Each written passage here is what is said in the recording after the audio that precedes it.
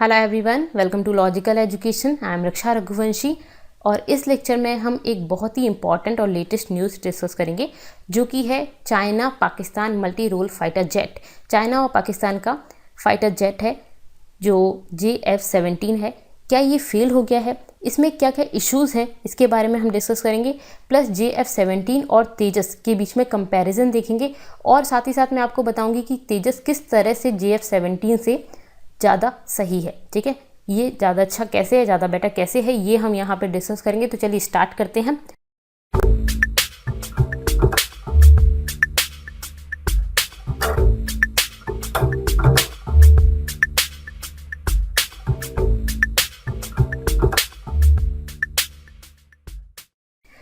सबसे पहले तो JF-17 थंडर PAF क्या है, पाकिस्तान एयरफोर्स। ठीक है, JF-17 ये पाकिस्तान का है और FC-1 ये है चाइना का। ठीक है, FC-1 चाइना का है। ये क्या है आपका, इसका फुल फॉर्म PLAAF, इसका फुल फॉर्म है पीपल्स लिबरेशन आर्मी एयरफोर्स। ठीक है, पीपल्स लिबरेशन आर्मी एयरफोर्स। ठीक है, ये जो है JF-17 ये लाइट वेट सिंगल इंजन का बना हुआ है एयरक्राफ्ट और मल्टी रोल कॉम्बैट एयरक्राफ्ट है। मल्टी रोल का मतलब क्या होता है, तो ये काफ़ी सारे रोल कर सकता है, जैसे असिस्टेंस दे सकता है, फाइटर जेट तो है ही। ठीक है, तो काफ़ी सारे रोल कर सकता है। तो ये है आपका light weight single engine multi role combat aircraft. ठीक है, अब इसको डिज़ाइन किया गया है चाइना के द्वारा और चाइना और पाकिस्तान दोनों ने जॉइंटली प्रोड्यूस किया है। चाइना और पाकिस्तान दोनों ने मिलकर, चाइना ने डिज़ाइन किया था, ये इसमें जो लगा हुआ है ये। ठीक है, ये चाइना ने डिज़ाइन किया था और चाइना और पाकिस्तान दोनों ने मिलकर पाकिस्तान में बनाया। ये पाकिस्तान, ये PAC का फुल फॉर्म क्या है आपका, PAC पाक एरोनॉटिकल कॉम्प्लेक्स, और आपका CAC इन दोनों ने मिलकर बनाया। ठीक है, CAC का फुल फॉर्म क्या है, चाइनाज चेंगडू एयरक्राफ्ट कॉरपोरेशन। ठीक है, चाइनाज चेंगडू एयरक्राफ्ट कॉरपोरेशन। ठीक है, अब इन दोनों ने मिलकर बनाया है, लाइट वेटेड है, क्लियर है। FC-1 फर्स्ट फ्लू इन 2001, FC-1 बन गया था 2001 में और JF-17 जो था वो बना था 2007 में। लेकिन पाकिस्तान एयरफोर्स के पास ये कब आया, 2010 में। अब इतना टाइम क्यों लग गया इसको, क्योंकि काफ़ी सारे यहाँ पे टेस्टिंग होती है, काफ़ी सारी टेस्टिंग होती है, हर पार्ट की टेस्टिंग होती है। एयरफोर्स में आने से पहले जो भी एयरक्राफ्ट बनता है उसकी काफ़ी सारे पार्ट्स, जितने भी पार्ट्स हैं उन सब की टेस्टिंग होती है, बार बार चला के देखा जाता है। ये सब चीज़ें होती हैं कि सारी चीज़ें सही हैं या नहीं है। ठीक है, ओके। अब कंपैरिजन देख लेते हैं इसका तेजस से। किसका, JF-17 का तेजस के साथ कंपैरिजन करते हैं। अब LCA तेजस, LCA का मतलब क्या है, लाइट कॉम्पैक्ट एयरक्राफ्ट। ये भी लाइट कॉम्पैक्ट एयरक्राफ्ट ही है और आपका JF-17 जो है वो भी लाइट कॉम्पैक्ट एयरक्राफ्ट ही है। ठीक है, इन दोनों के बीच में कंपैरिजन करते हैं। पहला तो मैन्युफैक्चर, इसको किसने मैन्युफैक्चर किया है तेजस को, तो HAL ने किया है, हिंदुस्तान एरोनॉटिकल लिमिटेड। और JF-17 को किसने किया, CAC और PAC ने। PAC क्या है, पाकिस्तान एरोनॉटिकल कॉम्प्लेक्स, CAC क्या है, चेंगडू एयरक्राफ्ट कॉरपोरेशन। ठीक है, रोल क्या है, दोनों का काम क्या है, दोनों मल्टी रोल है। ठीक है, मतलब काफ़ी सारे मल्टीपर्पज़ हैं, बेसिकली मल्टी रोल कर सकते हैं, फाइटर है, असिस्टेंट है। ठीक है, ओके। अब बात करते हैं मैक्सिमम स्पीड, किसकी स्पीड ज़्यादा है। यहाँ तक तो दोनों सेम ही चीज़ें हैं। स्पीड जो है वो तेजस की ज़्यादा है। एक आवर में ये कितना किलोमीटर चल सकता है, ये इसकी स्पीड है। तो इसकी है 2205 और इसकी है 1960 1 आवर में। ठीक है, इतना किलोमीटर ये उड़ान भर सकता है, इतनी दूरी तय कर सकता है। ओके, मैक्सिमम हाइट, कितनी हाइट तक जा सकता है, तो यहाँ पे जो हाइट है ये 52,500 फीट है और यहाँ पे 55,500 फीट है, ये थोड़ी सी ज़्यादा है। ठीक है, तो JF-17 की हाइट मतलब ये ज़्यादा हाइट तक जा सकता है। ठीक है, ओके। अब बात करते हैं मैक्सिमम रेंज, कितनी रेंज कवर कर सकता है, कितनी रेंज कितनी बार में, एक टाइम में, मतलब कि एक बार ये उड़ा उसमें कितनी दूरी तक जा सकता है, कितनी ज़्यादा रेंज कवर कर सकता है, तो ये 3000 किलोमीटर रेंज कवर कर सकता है और ये 3482 किलोमीटर की रेंज कवर करता है। ठीक है, तो ऑब्वियसली JF-17 की ज़्यादा है यहाँ पे दोनों एक चीज़ें। अब बात करते हैं थ्रस्ट एंड वेट रेशियो। तो थ्रस्ट और वेट का रेशियो क्या है, देखिए थ्रस्ट क्या होता है, पावर ऑफ इंजन, इंजन की पावर। इंजन की पावर जितनी ज़्यादा अच्छी होगी उतना अच्छा एयरक्राफ्ट होगा, ऑब्वियस है। और वेट जितना कम होगा, लाइट वेटेड जितना होगा उतने इजीली वो मूव कर सकता है। वेट जितना कम होगा उतने इजीली वो मूव कर सकता है। अब थ्रस्ट और वेट का रेशियो जितना ज़्यादा होगा उतना ज़्यादा अच्छा होगा। ठीक है, जितना थ्रस्ट और वेट का रेशियो ज़्यादा होगा उतना अच्छा एयरक्राफ्ट होगा। तो यहाँ पे थ्रस्ट इसका कितना है 53.9 और आपका इसका वेट कितना है 6560 kg, ठीक है, ये आपको याद नहीं करना है। तो ये अब आप देखेंगे कि यहाँ पे इसका जो रेशियो है वो ज़्यादा आएगा एज़ कम्पेयर टू दिस। यहाँ पे इसकी वैल्यू कम है और इसकी वैल्यू ज़्यादा है, तो इसका जो वेट है वो आपका मतलब इसका रेशियो है ना वो कम है, वेट ज़्यादा है तो रेशियो कम हो जाएगा। तो जितना अच्छा रेशियो होगा थ्रस्ट और वेट का उतना ज़्यादा अच्छा इंजन होगा, उतना ज़्यादा अच्छे से मतलब इंजन की पावर उतनी ज़्यादा अच्छी होगी, उतना अच्छे से मूव करेगा, ठीक है, पिकअप ज़्यादा होगा। जैसे कि आप बाइक वगैरह में देखते हैं, आप क्या चाहते हैं कि बाइक का पिकअप ज़्यादा अच्छा हो, ज़्यादा अच्छे से चल पाए बाइक, ज़्यादा अच्छे से मूव कर पाए, ठीक है, बहुत जल्दी मूव कर पाए। तो ये इसमें यहाँ पे ये ज़्यादा है, ठीक है, किसमें, तेजस में, ठीक है। नेक्स्ट टेक ऑफ और लैंडिंग डिस्टेंस। टेक ऑफ इसका कितना है 460 और लैंडिंग डिस्टेंस कितनी है 750, ठीक है। लैंडिंग डिस्टेंस अगर आप देखें यहाँ से तो 823 है इसकी JF-17 की, इसकी लैंडिंग डिस्टेंस कम है, ठीक है। अगर लैंडिंग डिस्टेंस कम होगी तो कम जगह चाहिए होगी इसको लैंड करने के लिए, ठीक है, तो यहाँ पे कम जगह में टेक ऑफ हो जाएगा। और टेक ऑफ इसका इतना है और इसका ये टेक ऑफ भी कम है और लैंडिंग डिस्टेंस भी कम है, तो ये ज़्यादा अच्छा है, कम जगह चाहिए होगी इसके लिए। ओके, नेक्स्ट बात करते हैं मिड ईयर रीफिलिंग, ठीक है। अब यहाँ तो हमने क्या बात कर ली इसके बारे में कि किसने बनाया, इसका रोल क्या है, मैक्सिमम स्पीड किसकी है, हाइट तक कौन जा सकता है, ठीक है, इसके बाद मैक्सिमम रेंज कौन कवर करेगा और थ्रस्ट और वेट का रेशियो क्या होगा, टेक ऑफ और लैंडिंग के लिए बता दिया। अब mid air refilling, mid air refilling मतलब कि हवा में ही रीफिलिंग हो जाए, पेट्रोल भर जाए इसमें, ठीक है। तो किस में ये प्रेजेंट है, तो मिड एयर रीफिलिंग करा सकते हैं हाँ तेजस में, बट JF-17 में ये नहीं है, ठीक है। मिड एयर रीफिलिंग जैसे कि मान लीजिए वॉर चल रहा है और वॉर के टाइम पे यहाँ पे पेट्रोल ख़त्म हो गया तो अब नीचे आ रहे हैं पेट्रोल भरवाने के लिए, ठीक है, तो ऑब्वियसली ये बहुत सही नहीं रहेगा। तो इसके लिए मिड एयर रीफिलिंग किस में, तेजस में प्रेजेंट है। अब किस तरह से होती है मिड एयर रीफिलिंग, ये देखिए ये कोई भी एयरक्राफ्ट है, दूसरा एयरक्राफ्ट आया यहाँ से ये रीफिलिंग हो गई, ठीक है, ओके। तो मिड एयर रीफिलिंग इसमें प्रेजेंट है, ओके, ठीक है। अब बात करते हैं सस्टेन टर्न रेट और इंस्टेंटेनियस टर्न रेट। देखिए सस्टेन टर्न रेट क्या होती है, एवरेज टर्न रेट होती है, और at the point turn rate कितनी है इसकी। देखिए एवरेज टर्न रेट जो है वो तेजस की है 16 डिग्री पर सेकेंड और at the point instant time पर टर्न रेट कितनी है 30 है, ठीक है। तो 30 मतलब कि बहुत जल्दी मूव हो जाएगा, ठीक है, टर्न बहुत जल्दी कर जाएगा, ओके। और जो नॉर्मल एवरेज है वो 16 है, यहाँ पे इसकी ये दोनों ही कम है 14.4 और 24.4 डिग्री पर सेकेंड। तो किसकी ज़्यादा है, आपकी जो तेजस है उसकी ज़्यादा, तो ये ज़्यादा बेटर है। अब विंग लोडिंग विंग्स में वेट, देखिए विंग लोडिंग क्या है, बेसिकली विंग का वेट पर एरिया वेट, कितने एरिया में कितना वेट आ रहा है, तो इसका कितना है 255 और इसका है आपका JF-17 का 401 kg पर मीटर स्क्वायर। तो कितने एरिया में विंग्स हैं मतलब कितना वेट है, तो पर मीटर एरिया में ये कम वेट है इसका, तो इसका वेट कैसा है, कम है विंग्स का वेट, ये लाइट वेटेड, ज़्यादा लाइट वेटेड है तो इसकी विंग्स का वेट कम है, सिंपल सी बात। तो इसके विंग्स का वेट कम है तो ईजीली टर्न हो जाएगा, ठीक है, बहुत जल्दी ईजीली मूव हो सकता है। ऑब्वियसली आप इस तरह से समझ सकते हैं कि आप बहुत मोटे हो गए हैं, ठीक है, बैठे हुए हैं तो आपको कोई भी चीज़ उठाने में आलस आएगा, ठीक है, आप उसको बहुत इजीली नहीं उठा पाओगे। तो बेसिकली आप क्या हो गए हो, मोटे हो गए हो, तो आप उतने अच्छे से नहीं कर पा रहे हो, आपका वजन ज़्यादा हो गया और तो ये जो भी ये बहुत पतला सा है तो मूव जल्दी कर रहा है, ठीक है, सिंपल सी बात। उसके बाद रडार क्या होती है, रडार होती है डिटेक्ट करना दूसरे एयरक्राफ्ट को। रडार बेसिकली क्या होती है, यहाँ से आप साउंड वेव्स भेजते हैं, रडार के बारे में आपने पढ़ा होगा, दूसरी चीज़ से टकराती है और यहाँ वापस आ जाती है, ठीक है, ये हमने चमगादड़ से लिया है। तो बेसिकली यहाँ दूसरी चीज़ से टकराया, जो भी साउंड वेव्स भेजते हैं तो साउंड वेव्स दूसरा कोई भी एक ऑब्जेक्ट होगा उससे टकराएंगी, वापस आएंगी, हमें ये डिस्टेंस कवर करके बताएंगी। तो ये होती है रडार, यहाँ से यहाँ तक बताना कि किस जगह पे है दूसरी चीज़, ठीक है। तो हमने इजरायली रडार लगाया है, ठीक है, जो कि 150 किलोमीटर डिटेक्ट कर देता है। यहाँ पे इसने चाइनीज़ रडार लगाया है, ये रडार का नाम है बेसिकली, जो चाइनीज़ रडार है उसका 105 किलोमीटर डिटेक्ट कर देता है ये। तो हमारी जो रडार है वो ज़्यादा है तो ये ज़्यादा बेटर है।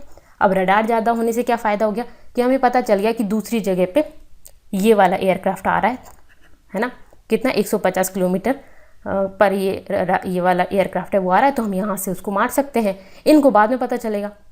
ठीक है, तो ये हमारे लिए फ़ायदा है। ओके, फिर देखते हैं फ्लाई बाय वायर एक्सिस। ठीक है, ये फ्लाई कर सकता है वायर एक्सिस पे। ये क्या है, इसमें 3 तरह का है, रोल है, यॉ है और पिच है। इसमें सिर्फ पिच है। अब क्या मतलब है इस चीज़ का, देखिए इसको बताती हूँ, यहाँ आप समझिए। ये 3 एक्सिस पर मूव करना, ये देखिए ये क्या बता रहा है, रोल, किस तरह से रोल हुआ, ये यॉ है। ठीक है, ऐसे, और ये पिच है, मतलब अगर इस एक्सिस पे मूव करना, ये पिच है। पाकिस्तान के पास अकेला यही है, और इंडिया के पास ये तीनों है। ये इस तरह से रोल हुआ, ठीक है, इस तरह से ऊपर गया, और ऐसे ये पिच। ठीक है, तो ये तीनों के तीनों एक्सिस पर चला जाता है, मतलब 3D में मूव कर सकता है बहुत इजीली। इसका ये जो आपकी ये देख रहे हो आप विंग्स, इनका पर एरिया, मतलब कि जो एरिया है उसमें वेट कम है, तो ये इजीली क्या हो जाता है, मूव कर जाती है। ठीक है, लाइट वेटेड है।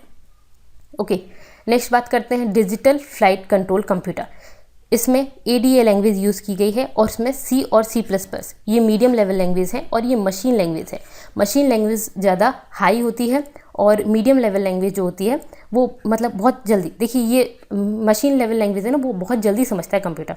ठीक है, तो इसीलिए ये फ़ायदा है। ठीक है, ओके, तो यहाँ जल्दी वर्क हो जाएगा। नेक्स्ट हार्ड पॉइंट्स, इसमें 8 हार्ड पॉइंट्स हैं, और इसमें 7 हार्ड पॉइंट्स हैं। हार्ड पॉइंट क्या होता है, जहाँ पे वेपन्स फिट होते हैं। ठीक है, ये आप देख सकते हैं, ये हार्ड पॉइंट्स हैं तेजस के। ये कितने हैं, 8 हार्ड पॉइंट्स हैं। ठीक है, ये देखिए, ये आपका 1 2, ठीक है, ये सारे हार्ड पॉइंट्स हैं। ठीक है, तो यहाँ पे तेजस आपने देखा कि ज़्यादा बेटर है किससे, JF-17 से।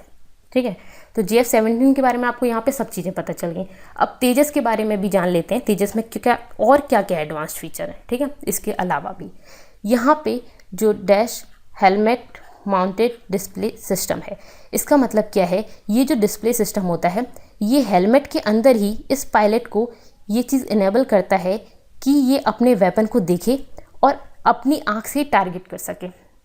पहले भी ऐसा होता था, लेकिन वो इससे आई से टारगेट नहीं होता, वो सिस्टम से टारगेट, स्क्रीन पे आपको लॉक करना है और स्क्रीन से फिर वेपन छोड़ने हैं। ठीक है, यहाँ पे ये बाय आई, ये जहाँ देखेगा और ये बोलेगा कि भाई इस पे टारगेट करना है, वहाँ पे फिर ये यहाँ पे टारगेट कर सकता है। ठीक है, सिंपली लुकिंग बाय आई।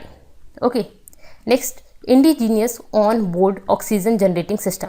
तेजस में वहीं पर ही खुद में ही indigenous on boarding oxygen generating system है, मतलब कि यहाँ पे उसी में ही ऑक्सीजन जनरेट हो जाएगी।